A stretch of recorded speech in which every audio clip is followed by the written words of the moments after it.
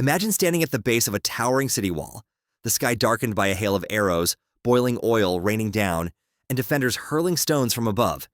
You grip the ladder tightly, knowing that the moment you start climbing, you become the primary target.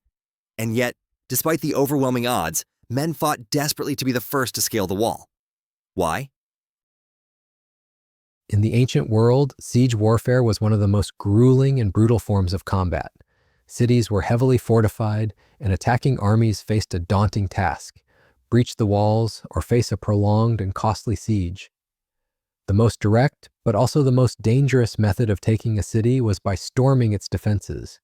This meant using ladders or siege towers to climb up and engage the defenders directly. In the ancient world, siege warfare was one of the most grueling and brutal forms of combat. Cities were heavily fortified, and attacking armies faced a daunting task: breach the walls or face a prolonged and costly siege. The most direct, but also the most dangerous method of taking a city was by storming its defenses. This meant using ladders or siege towers to climb up and engage the defenders directly. For the Romans, siege warfare was not just a military necessity, but a proving ground for courage and honor. Roman soldiers were trained to be fearless, disciplined, and relentless in their pursuit of victory. And within this warrior culture, an extraordinary prize awaited those who showed unmatched bravery in battle: the corona muralis, the mural crown. One of the most famous instances of soldiers racing to be the first on the wall occurred during the Second Punic War, when the great Roman general Scipio Africanus led an audacious assault on the city of New Carthage in Spain. The Romans launched multiple attacks on different sides of the city, drawing the defenders' attention. Meanwhile, an elite force of 500 men secretly crossed a lagoon and scaled the northern wall, completely unnoticed. As the battle raged, two warriors, Quintus Trebellius and Sextus Digitus, claimed to have been the first to breach the defenses. The dispute was so intense that it almost led to open conflict between their respective units. The reason for their rivalry, the corona muralis, a golden crown decorated with crenellations, was among the highest honors a Roman soldier could receive. It symbolized ultimate battlefield valor and came with enormous rewards: instant fame, political opportunities, and a significant financial boost. Winning this crown could change not only a soldier's life, but also elevate his entire family's status for generations to come. But the path to such glory was paved with almost certain death. Climbing a siege ladder was one of the most suicidal acts a soldier could perform. You had no cover, no shield to protect you from the missiles flying from above, and the defenders were poised to knock you off the ladder before you even reached the top. And if you did make it to the parapet, you would be outnumbered, facing fresh enemies determined to push you back into the abyss. Why then would anyone willingly take on this near impossible task? The answer lies in Roman culture itself. The Romans placed immense value on virtues, a word that meant more than just virtue, but also encompassed bravery, excellence, and martial prowess. To achieve true glory, one had to display exceptional courage in battle. The corona muralis was not just a military decoration, it was a ticket to eternal fame. To put this into perspective, imagine a modern soldier receiving the Medal of Honor. Their name would be immortalized in history, their bravery recognized across the nation. In Rome, the effect was even more pronounced. A soldier who won the corona muralis became a hero overnight, celebrated across the empire. This was not just a personal achievement, but a family legacy. Siege engineers played a crucial role in supporting these daring assaults.